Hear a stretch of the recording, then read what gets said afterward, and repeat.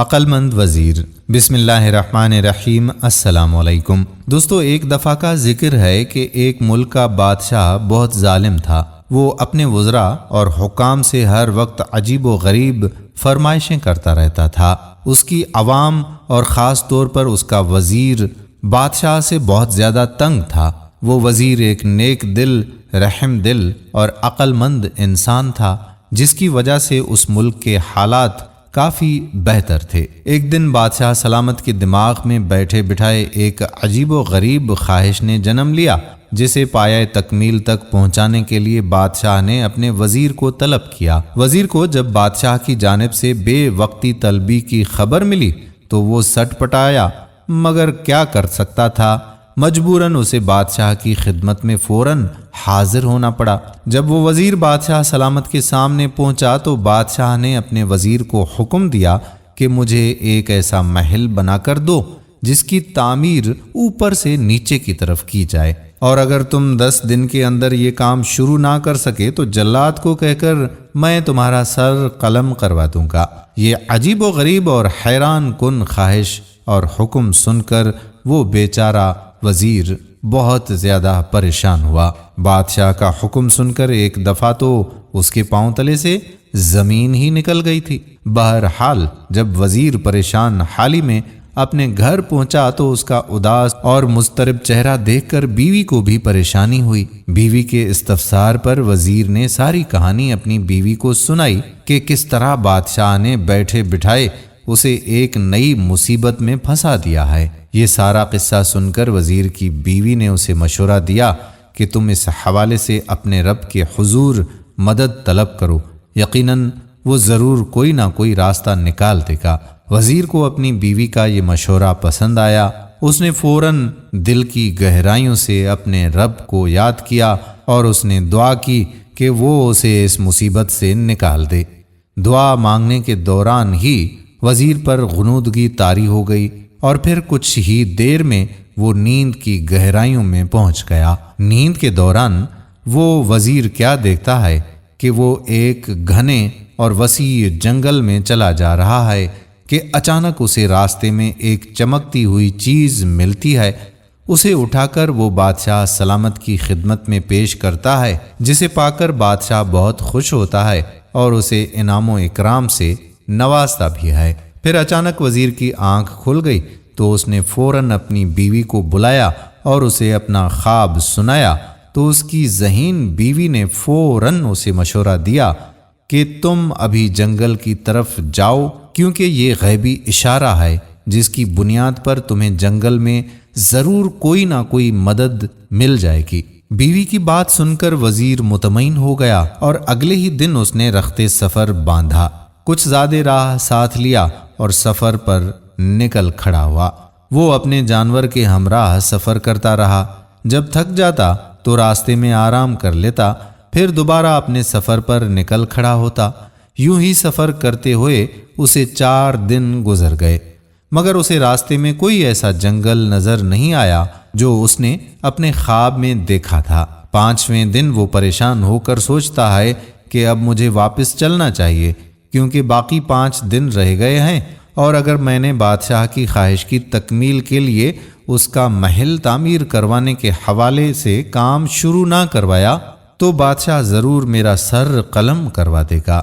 جب وزیر واپس مڑنے لگا تو اچانک اس کی نظر ایک خرگوش پر پڑی جو بیچارہ ایک شکنجے میں پھنسا ہوا تھا اور بڑی تکلیف میں تھا۔ نیک دل وزیر نے جب یہ منظر دیکھا تو اس کا دل نرم ہو گیا، لہٰذا اس نے فوراً آگے بڑھ کر اس خرگوش کو شکنجے کی قید سے آزاد کر دیا۔ خرگوش کو آزادی دلانے کے بعد جوں ہی وزیر واپس پلٹا تو اسے اپنے عقب سے ایک انسانی آواز سنائی دی، جسے اچانک سن کر وہ پہلے تو ڈر گیا، مگر پھر ہمت کر کے پیچھے مڑا تو کیا دیکھتا ہے کہ اس خرگوش کی جگہ پر ایک چھوٹا سا بونا کھڑا ہے۔ اس بونے نے وزیر کو کہا کہ اے نیک دل انسان، تمہارا بہت بہت شکریہ جو تم نے مجھے اس قید سے آزادی دلائی۔ پھر دونوں تھوڑی دیر باتیں کرتے رہے۔ بونے نے وزیر سے یوں دربدر بھٹکنے کی وجہ پوچھی تو وزیر نے اپنی ساری کہانی اسے بتا دی کہ کیسے بادشاہ نے ایک عجیب و غریب محل بنانے کی خواہش کا اظہار کر رکھا ہے، جس کی عدم تکمیل میں مجھے وہ قتل کروا دے گا۔ پھر میں نے ایک خواب دیکھا جسے غیبی اشارہ سمجھ کر میں گھر سے نکلا تھا، مگر ابھی تک میری مشکل کا کوئی حل نہیں نکل سکا۔ یہ ساری کہانی سننے کے بعد اس بونے نے وزیر کو کہا کہ تم میرے ساتھ چلو۔ چلتے چلتے وہ وزیر کو ایک غار کے پاس لے آیا اور اسے اندر جانے کے لیے کہا۔ وزیر اس غار کے اندر گیا تو دیکھتا ہے کہ اندر ایک بارش اور روشن چہرے والے بزرگ عبادت میں مصروف ہیں۔ وزیر نے انہیں سلام کیا اور اپنی مشکل بیان کی، جسے سن کر پہلے تو بزرگ مسکرائے، پھر وزیر کو تسلی دیتے ہوئے کہا کہ بیٹا یہ کوئی بڑا مسئلہ نہیں ہے، اس کا حل میرے پاس موجود ہے۔ اتنا کہہ کر بزرگ نے وزیر کو ایک طوطا دیا کہ اس کو اپنے ساتھ لے جاؤ، یہ تمہاری مدد کرے گا۔ وزیر پہلے تو بڑا حیران ہوا کہ ایک طوطا کیسے میری مدد کر سکتا ہے، مگر پھر اسے ساتھ لے کر واپس اپنے گھر کی طرف چل پڑا۔ وزیر نے اپنے واپسی کے سفر کو زیادہ تیزی سے طے کیا تاکہ وہ جلد از جلد اپنے گھر پہنچ سکے۔ گھر جا کر وزیر نے اپنی بیوی کو سارا ماجرا سنایا تو وہ بھی بہت خوش ہوئی۔ اگلے دن وزیر بادشاہ کے محل گیا اور بادشاہ سلامت کو کہا کہ آپ میرے ساتھ چلیں اور دیکھیں میں کیسے اوپر سے نیچے کی طرف محل تعمیر کرتا ہوں۔ پھر وزیر بادشاہ کو ایک کھلی جگہ لے آیا جہاں بادشاہ نے نیا محل بنانے کو کہا تھا۔ اس جگہ پر مزدور، مستری اور تعمیراتی سامان بکھرا ہوا پڑا تھا۔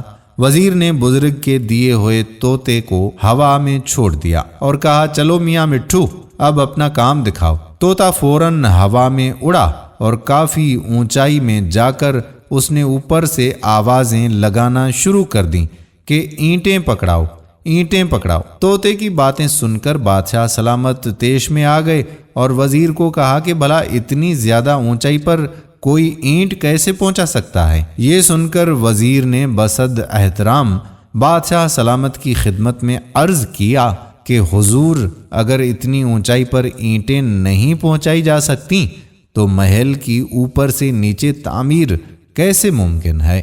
بادشاہ اپنے وزیر کی عقل مندی دیکھ کر بہت خوش ہوا، اسے انعام و اکرام سے نوازا اور اس نے آئندہ کے لیے ایسی بیجا خواہشات سے توبہ کر لی۔ دوستو امید کرتے ہیں کہ آج کی کہانی بھی آپ کو پسند ضرور آئی ہوگی اور اپنے دوستوں احباب کے ساتھ اسے شیئر بھی ضرور کریں گے۔ آنے والی ویڈیو تک آپ کا اپنا میزبان قادر کلہوڑو آپ سے اجازت چاہتا ہے۔ اپنی دعاؤں میں رکھیے گا یاد۔ اللہ حافظ۔